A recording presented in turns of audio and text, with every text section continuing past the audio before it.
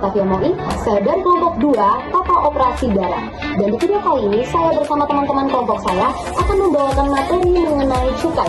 Langsung saja saya akan menjelaskan tentang apa itu cukai. Teman-teman, sebenarnya apa itu cukai dan perbedaan cukai dengan pajak itu apa ya guys?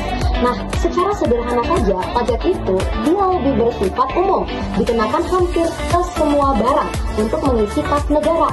Sedangkan kalau cukai, sifatnya lebih khusus. Cukai itu hanya dikenakan pada barang-barang tertentu saja sebagai rem agar masyarakat membatasi konsumsinya karena barang tersebut punya efek samping. Nah, menurut Sid Graham-Knudsen, merupakan ahli public financial global, beliau mengatakan bahwa cukai adalah pajak selektif atas barang-barang konsumsi tertentu. Nah, itu merupakan penjelasan mengenai pengertian cukai. Lalu bagaimana dengan karakteristiknya? Karakteristiknya akan dibahas oleh teman saya Clara. Baik, perkenalkan nama saya Clara Soe. Di sini saya adalah pemateri kedua yang menjelaskan tentang karakteristik barang kena cukai. Kita masuk dalam penjelasannya. Barang kena cukai adalah barang-barang tertentu yang konsumsinya perlu diatur oleh negara karena memiliki dampak tertentu bagi masyarakat. Nah, ada juga beberapa karakteristik, yaitu yang pertama, konsumsi yang perlu dikendalikan, yang artinya barang tersebut tidak boleh disalahgunakan secara bebas tanpa batas. Contoh, alkohol dan rokok, karena jika dikonsumsi berlebihan bisa merusak kesehatan. Nah, yang kedua, peredaran perlu diawasi. Pemerintah harus mengontrol distribusi dan penjualnya agar tidak salah digunakan. Misalnya penjualan minuman keras, dibatasi umur dan tempat. Yang ketiga, pemakaian berdampak negatif. Barang ini bisa menimbulkan dampak buruk bagi kesehatan, lingkungan, dan sosial. Contoh, rokok menyebabkan penyakit, alkohol bisa menyebabkan kecelakaan atau gangguan. Yang keempat, perlu pembebanan pungutan demi keadilan. Barang tersebut dikenakan cukai atau pajak khusus agar mengurangi konsumsi, menambah penerimaan negara, menyeimbangkan dampak negatif yang ditimbulkan. Contoh barang kena cukai.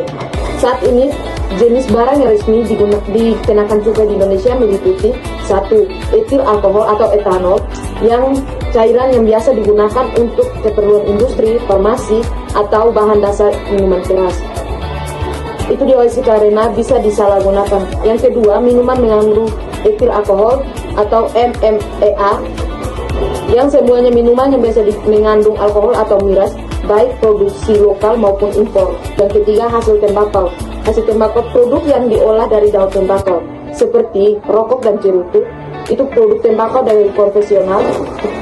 Dan yang kedua, vape atau rokok elektrik masuk dalam kategori hasil pengolahan tembakau lainnya atau dikenakan cukai tinggi karena berdampak besar pada kesehatan.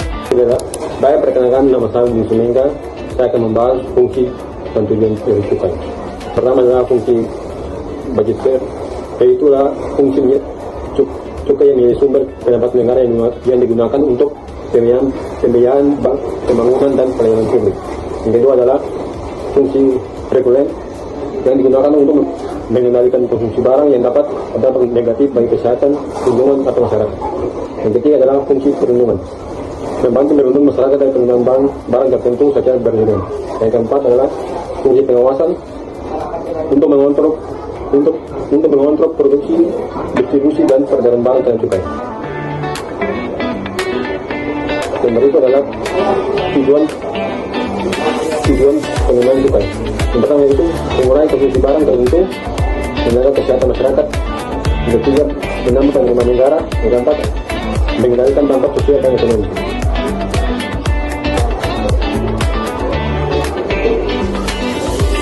Karakteristik barang yang dikena cukai berikut: konsumsi yang perlu dikendalikan. Yang kedua adalah peredarannya yang perlu diawasi. Yang ketiga, pemakaian dapat menimbulkan dampak negatif bagi masyarakat dan lingkungan. Yang keempat, pemakaiannya perlu dikenakan pungutan negara demi keadilan dan kebenaran.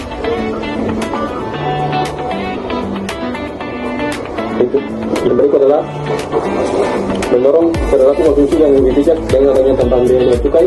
Masyarakat diharapkan lebih selektif dalam menggunakan barang kena cukai. Yang berikut, mewujudkan keadilan dalam pungutan negara. Barang yang menimbulkan biaya sosial atau dampak tertentu kepada masyarakat dikenakan cukai sebagai bentuk tanggung jawab penggunanya. Yang berikut, mengurangi dampak negatif terhadap lingkungan dan sosial. Cukai dapat digunakan untuk menekan dampak yang dapat merusak lingkungan atau menimbulkan masalah sosial. Perkenalkan, saya Kusnaka Taliakara, di sini saya sebagai pemateri keempat. Di sini saya akan menjelaskan tentang cukai. Yang pertama, bahaya rokok ilegal tanpa pita cukai. Rokok ilegal adalah rokok yang diproduksi atau diedarkan tanpa memenuhi ketentuan cukai dari Direktorat Jenderal Bea dan Cukai. Produk ini berbahaya karena yang pertama, tidak terjamin kualitas dan kenyamanannya. Yang kedua, berpotensi mengandung zat yang lebih berbahaya yang mengakibatkan kerugian pada masyarakat. Yang ketiga, merugikan konsumen. Yang keempat, mendorong peredaran kriminalitas. Produksi dan distribusi rokok ilegal sering berkaitan dengan penyelundupan dan pelanggaran hukum lainnya. Yang kedua, kerugian negara akibat penyelundupan. Penyelundupan barang kena cukai, terutama rokok ilegal, menyebabkan berbagai kerugian bagi negara, antara lain yang pertama, berkurangnya penerimaan negara. Negara kehilangan pendapatan dari cukai yang seharusnya digunakan untuk pembangunan, pendidikan, dan kesehatan. Yang kedua, persaingan usaha tidak sehat. Produk ilegal yang dijual lebih murah sehingga merugikan industri resmi yang taat aturan. Yang ketiga, menghambat pembangunan nasional. Dana dari penerimaan cukai sebenarnya membantu pembiayaan program pemerintah dan pelayanan publik. Yang keempat, meningkatkan peredaran barang ilegal. Jika tidak ditindaklanjuti, penyelundupan dapat memperluas jaringan perdagangan ilegal di masyarakat. Nah, teman-teman, kita sudah mendengar berbagai penjelasan dari teman-teman kelompok saya. Di sini saya hanya ingin menambahkan tentang hubungan cukai dengan pariwisata itu sendiri.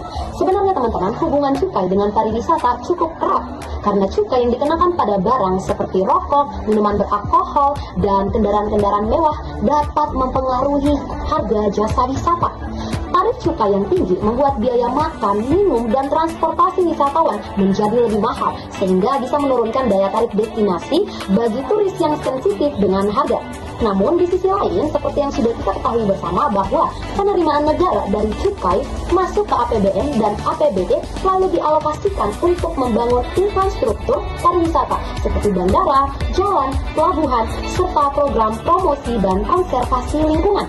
Jadi sebenarnya cukai ibarat rem untuk konsumsi barang-barang yang kurang sehat, tetapi sekaligus menjadi bensin untuk membangun dan menjaga kualitas destinasi wisata agar menjadi lebih baik.